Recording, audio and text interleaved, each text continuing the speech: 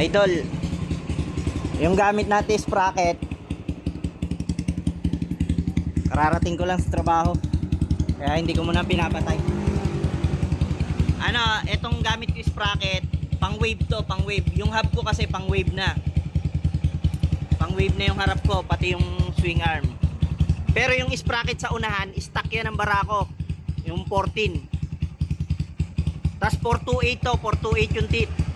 Hindi pwede sa akin yung manipis kasi nagkakarga akong bigas. 3060 to, 3060 428 yung size nung kadena. Yan, pang wave yan, pang wave. Yon, stock. Stock ng Barako 14 428 din yon. Yan. Ang tagal nga mapudpud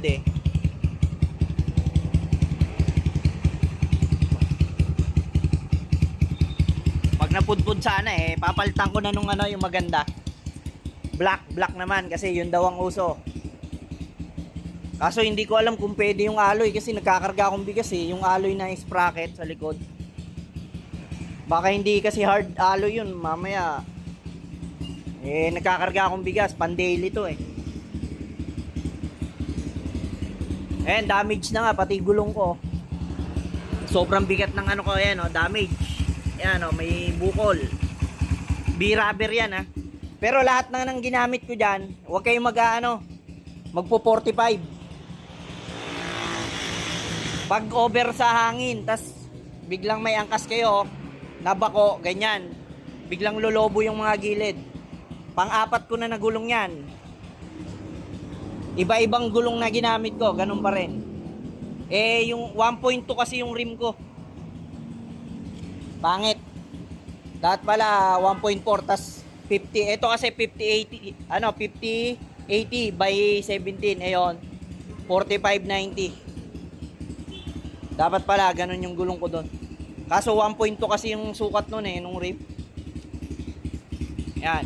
Yung taillight binalik ko, nalobat ako. Gawa ng grounded pala yung taillight ko. 1 linggo ko kasing in-stock sa bahay. Kasi umuulan, nag-tricycle lang ako. Pagtingin ko, drain na drain talaga pagbukas ko.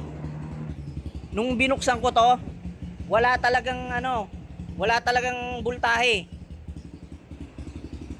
Wala talaga yung neutral na ilaw, wala. Inano ko muna, nilagyan ko muna ng malaking battery yung sa tricycle para kumarga. Pina-start ko, tas biniyahe ko. Tas kinabukasan, lobat pa rin, sabi ko. Sira na ata yung battery ko wala pang 1 taon na ata yan O magdadalawan ng taon yung battery. Pagtingin ko sa taillight, grounded, basa. Yung pala ang dahilan. O ngayon, kagabi hindi na lobat kasi ang tinesting ko siya ng, di ba, biniyahe ko dito sa trabaho. Pagka uwi ko, na-charge na yan, i-stock ko sa bahay. Kinabukasan, pag aalis na ako, lobat.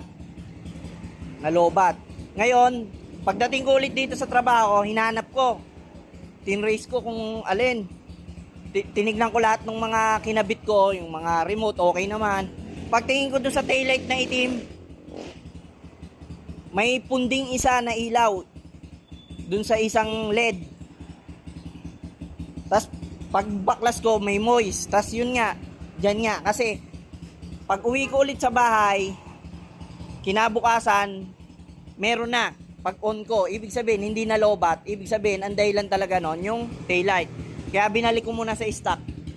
Yan, yung taillight. Baka yan na rin ang gamitin ko. Mas bagay pala yung pula. Tsaka mas standard Kung mahuli man ako, ito, ayan. Ito nga pala, na-open ko. Bumiyahe ako ngayon. Kagabi kasi, hindi kinaya na naman ng silencer. Hindi kinaya ng silencer na tanggal. Na pipi napipi. Sobrahan sa birit. Mamadali kasi ako, napabilis tuloy ako. Napipi siya. Ang liit kasi ng butas nun. Parang kasing laki lang ng daliri ko yung butas nung Hindi kinaya. Kaya ngayon, open. Ngayon, mamaya magpapalit ulit ako ng chicken pipe kasi wala akong pamalit na silencer. Magji-chicken pipe na ulit ako. Ayan, ito.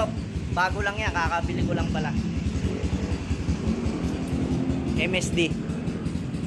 Sige mga idol, salamat. Basta yung tinatanong mo, yung sprocket ko sa likod, pang wave. Hub ko, wave. Swing arm ko, wave. 3060 yung sprocket sa likod. Yung sa harap na sprocket, standard niya, yung 14T ng Barako.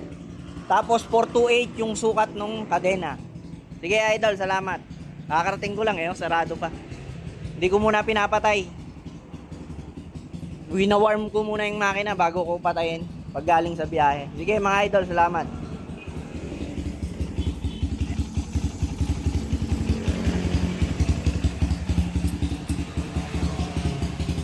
Sige idol, salamat.